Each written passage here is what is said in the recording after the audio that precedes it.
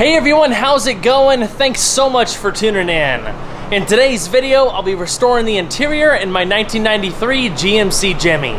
If you missed the last episode, the link is in the description box below. I gutted out the interior and laid down a bunch of sound insulation products courtesy of my friends over at Second Skin. Also, reminder, there's only 1 week left to enter the door pack giveaway. The link is also in the description box below. It's free to enter, and the more people that enter, the more packs we'll give away, so be sure to check it out. This video is brought to you guys by Lexol Leather Cleaner and Conditioner. For this project, it was really important for me to try to get the original upholstery restored because, truth be told, these had some pretty nice leather seats in them, and it's only original once. I'm happy to say, as you can see from these before and after clips, they turned out fantastic. Later on in the video, when I put the seats back in, I'll talk about what was done and what I'm going to be doing going forward to help keep everything factory fresh. Aside from needing to get the interior back together, there's also a lot of broken things that I need to fix. After all, this is an almost 30-year-old GM product, so really what can you expect? But lots of broken trim pieces need to be fixed. I gotta swap out a window regulator, change out a bunch of light bulbs, and a lot more. I got this whole list. I also need to do an in-depth detailing because this carpet is disgusting. Full disclosure, it's not my mess though, it's the previous owner's mess. This has been so cringy for so long. I've been very much looking forward to this. So, without further ado, let's go ahead and get started. The first thing I need to do is replace a window motor in the front passenger door. A while back, I rolled the window down, it stopped part way and made a terrible grinding noise. It did the same thing when I rolled it back up. The nice thing about the Jimmy is that you can actually service the motor and regulator separately, so if one goes bad but the other one is fine, you can just replace the faulty part. Since you have to go through the effort of removing the door panel and taking the whole assembly out anyway, I would recommend replacing both parts. They're not that much money and it just saves you a little bit of headache later on down the line. In fact, the local O'Reilly had everything in stock, so that made it super easy. The new motor that I got came with new hardware, but because I have a rivet gun, I opted to do that instead, just like it was from the factory. After the assembly was put together, all that was left to do was grease the gears and get it back in the door panel. What's really nice about the replacement regulator assembly is that, unlike the factory setup, which used rivets, this one uses bolts. So if all of this has to be redone later on for one reason or another, the process will be a lot simpler versus having to remove those rivets. Once the roller is set in place on top and all of the bolt holes are lined up, everything can be secured. Before you can fire it up though, of course you gotta plug in the electrical connector for the motor. Everything turned out perfect, now we can move on to the next thing. Ever since I bought the Jimmy, there's been two things constantly irritating me, so I had to make sure to get those out of the way. It involved a lot more work than I was originally planning on, but it was a fantastic learning process at the same time. The first problem was the hazard switch on the right side of the steering column. It was broken, so you couldn't push it in to activate them. The other problem was the turn signal stalk. Aside from being just faded and worn out from use over all these years, it wouldn't automatically disengage with turning the steering wheel. I figured both issues were related in some way, shape, or form, but before I can get to the root of it all, I had to remove the steering wheel and lock plate.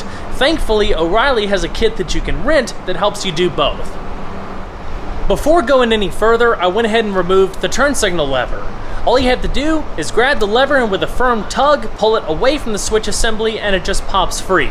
There's also a small wire harness that has to be unclipped after you take off a little plastic cap towards the back. Within the steering column, there's a circular plastic gear set that controls the auto disengage for the turn signals, the actions of the hazard switch, and some other stuff. Upon closer inspection, there was a couple of springs broken, which explains why the auto disengage didn't work, and the gear set itself was cracked on the hazard switch side. The switch itself was broken too, just everything was messed up, so the only way to truly fix all of this stuff is to replace the gear set and the wire harness that comes with it. Thankfully, and surprisingly, O'Reilly had this in stock as well, so all of this stuff was able to be done pretty quickly. Now actually swapping all of this stuff out, that's a different story. If you trace the wire harness through the steering column, you'll find where it comes out right underneath the dash. all the wires are connected to this very wide plug. You have to depin the wires from the plug to be able to slide it up through the steering column. Now, it gets even better because in order to get the wires back through, see, I have cruise control, I have all sorts of stuff, so there's extra wires, so there's just not a lot of room to slide all of this stuff back through. So I actually had to cut the terminals off and rewire everything once all of the wires were back through the column. So once all of the new terminals were back on, plugged it all back up, got everything reaffixed, and everything looked to be pretty good. I also installed a new hazard switch, but when I went to go test everything out for the first time, the hazard still didn't work. So after a period of time of being stressed out and wondering why in the world I did this in the first place, I realized it was something just totally stupid and easy. I forgot to put an electronic flasher relay in for the hazards because there's like a separate circuit or something between the turn signals and the hazards, and because I'm running LEDs, the factory one wouldn't work. So long story short, the turn signals, the switch, everything works fantastic, exactly how it should, and I'm super proud of myself. I also ordered a new AC Delco turn signal lever for a nice finishing touch. To make sure I get the wheel back on exactly how it was when I took it off, I marked with a paint pen on the steering wheel and the shaft itself to make alignment a cinch. So with all of that complicated stuff out of the way, let's switch gears for a moment and focus on some of the finer details. I went ahead and reinstalled the front door panels using brand new clips that I got from O'Reilly. I also traced the outside edges in felt tape. So now there's an insulated barrier between the plastic door panel and the metal door frame, so hopefully it will reduce the possibility of vibrations going down the line, but there's now that extra insulation for when I start upgrading the audio system. Everything's just gonna be a bit tighter. The armrests in these trucks are garbage. The whole underside support is made of plastic, and as that plastic ages, it has a tendency to crack and break. You might go to grab the handle to shut the door one day and the whole armrest will break clean off. You see this problem more so with the front doors because they obviously get a lot more use. There's not a whole lot of options to fix this problem unless you happen to come across one in a salvage yard or something, and if you don't pay an arm and a leg for it, you did a really good job. But I actually found this really creative solution to fix a broken armrest. They are laser-cut stainless steel filler plates that are designed specifically for these armrests to provide support when there no longer is any.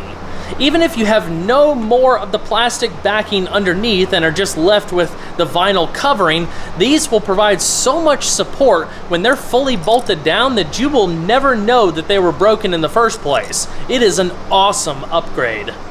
I put one on the driver's door because obviously that one was broken, but I have a matching one for the passenger door as well to make sure that one stays in good order. Of course, this wouldn't be a restoration without replacing some weather stripping as well. Overall, the original weather stripping is actually in really good shape. So much so that I can clean up a lot of it, condition it, and let it ride. I mainly wanted to turn attention to the front doors because after years of use, they weren't sealing that good anymore. I had a water leak on the passenger door, and where people dragged their feet across the thresholds, both of them were torn. So I ordered brand new drip rails as well as full frame weather strips to get this thing sealed up tight. There is so much cushion now with the new weather strips that the doors feel so much more solid when you close them. And when you open them, they actually pop out. It's so cool.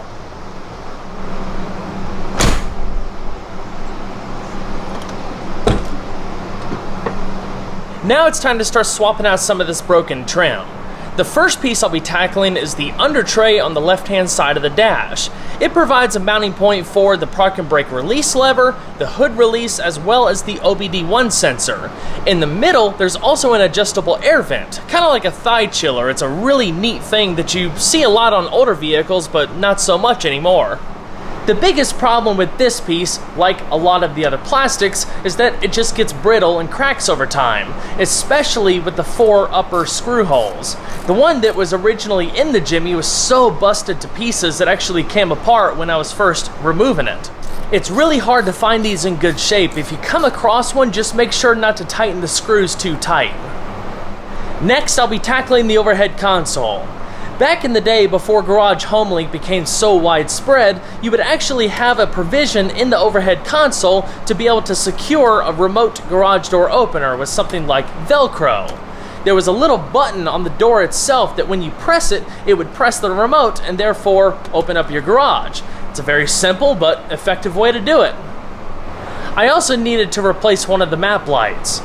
Turns out there's two courtesy lights underneath the dash, one in the driver's footwell, one in the passenger footwell.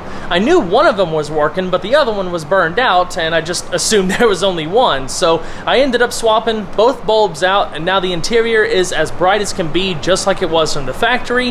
I opted not to upgrade the factory lighting to LEDs like I did the exterior, just because I prefer the warmer light of these types of bulbs, but if I find a compatible LED that gives the similar light, I might do an upgrade later on.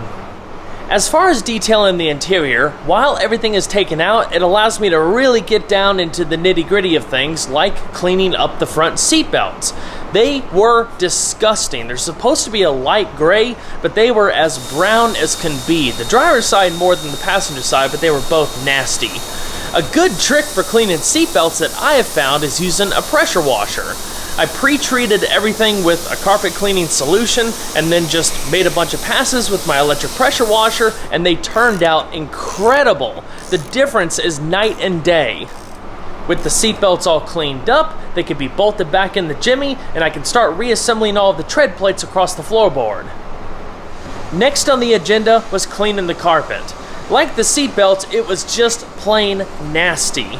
I opted not to get new carpet for the Jimmy because the original carpet was still in really good shape. I knew if I put a little bit of extra elbow grease in there that I could bring it back to life and save a good bit of money. Now, O'Reilly has a lot of different carpet cleaning solutions and products available and all of the tools to be able to really clean the carpet good, but for super soiled carpet, you might want to consider renting a power extractor. That's what I did because I wanted to deep clean the carpet in a way that I just couldn't do by hand because there was a lot of heavy soiling, some coffee stains, just a lot of dirt that needed to be gotten up. Since there was so much staining, I pre-treated the entire carpet just to help lift some of that and make it easier for the extractor to pick it all up the first time. And after that, it was just a matter of making a bunch of passes, getting in all of the nooks and crannies, scrubbing a little bit here and there, and just, working through it. While the carpet was drying, I decided to go ahead and fix my glove box lid. It had been annoying me for so long. It's one of those problematic areas of the interiors because the hinge on it is made of plastic, and once again, what happens to plastic as it ages and gets brittle? It breaks, and then it just flops all over the place because it no longer stays secure, and you get the point. I've seen a lot of homemade solutions to fix this issue because there aren't any replacement parts available, and I think I came up with the best option. I picked up this hinge at the hardware store, lined everything up, drilled some holes, and put some rivets in. Now it won't go anywhere. It's got a proper hinge that opens and closes like it should, and unless the entire assembly breaks apart one day, which you never know, I suppose, this thing is pretty rock solid now. I'm finally starting to wind this thing down. The interior turned out fantastic. The carpet's looking great, all of the broken stuff has been taken care of. Now I just gotta get the seats back in. Like I said at the beginning of the video, I had the original upholstery restored. What I mean by that is that any of the imperfections that were in the leather, cracking from age, scratches, anything like that, I had professionally fixed. It involved a combination of special leather fillers and dyes. The results speak for themselves. The seats turned out great. I had to get the thigh section on the driver's seat recovered because it was a little too far gone, as well as the vinyl that wraps around the edges of the bottom cushion because it was just all cracked up. I also got lucky enough to find a new plastic bezel for the power seat controls on the driver's seat. They tend to crack and break. When I bought the Jimmy, it was actually missing. I was lucky enough to find one on a parts truck, swapped in, no cracks, looks great. Of course, with the leather's new lease on life, it's especially important to make sure that it's properly cared for to maintain the look and feel for the long haul. I've been using Lexol leather cleaner and conditioner on my personal vehicles for many years now. Their stuff is awesome. It delivers consistent results time and time again, and you can use it on all grades of leather to help prevent premature aging and cracking. It helps keeps things supple and looking new.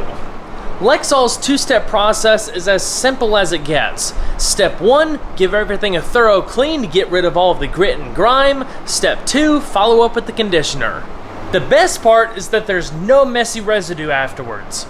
If you haven't had a chance to try Lexol out for yourself, I put a link in the description box below, so be sure to check it out. Thank you guys so much for supporting the channel, it really means a lot. The last thing I need to fix are the struts for the rear glass. I don't know why it's taken me long to actually replace these things, but now I won't have to worry about the glass hitting me in the head quite so much. They're really easy to change out. They're held in by little metal clips at the top and bottom. Just take a little flathead screwdriver, loosen the clips, and pop them off. Just snap the new ones on afterwards. If the glass has defroster strips like mine does, there should be provisions on the lift struts for you to plug in those little connectors. Before I wrap this video up, I'll give you guys a quick look at some of the stuff that Covercraft sent over.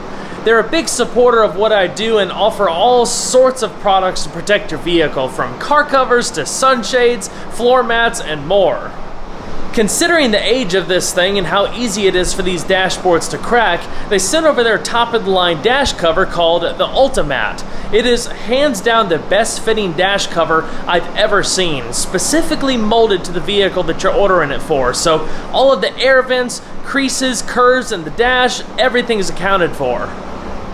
They also sent over a full set of floor mats for the main cabin as well as the cargo area. They offer a handful of different floor mat options to suit a variety of budgets. What you see here is the top-of-the-line Berber mats. They have excellent coverage, feel really high quality, and they look nice too. The one in the back seat for the Jimmy is one piece, so it covers a whole lot of stuff. I won't be reinstalling the spare tire because with the upcoming audio system, there's just not enough room to fit everything. That being said, I still ordered a trunk mat that takes into account the space needed for the spare tire because I will be running a rear mounted battery. That battery is going to need a box, and the space where the spare tire was is perfect. For additional interior sun protection, they sent over their UVS 100 sunshade. It's available in a variety of colors, so you can try to color match it to your vehicle if you want to, but what I really like about these is that they're very sturdy, unlike the cheaper foil type ones, and they fit the windshield just about perfect. It folds up like an accordion, and it comes with a storage bag. Last but certainly not least, if I have to leave the Jimmy outside for an extended period of time, I can make sure it's fully protected with their Weather Shield HP car cover, which is not cheap by any means, but it is by far the best car cover I have ever seen. I wish it was raining so I could get some clips for you guys. The water beating properties is just awesome. You can also order it in a ton of different colors and, as you can see, two-tone options. It fits like a glove.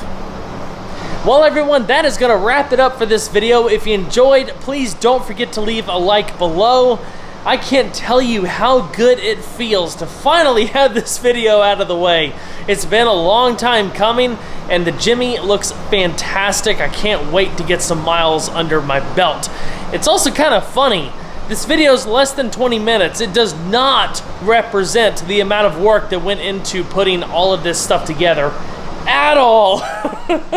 This was a lot of work, but anyway, a huge thanks to all of you for supporting this series. It's been an awesome ride. Still got some more content left to do on the Jimmy, including the audio system coming up very, very soon. Also, big thanks to Lexol, O'Reilly Auto Parts, and Covercraft. I'll see you guys on the next one. Take care.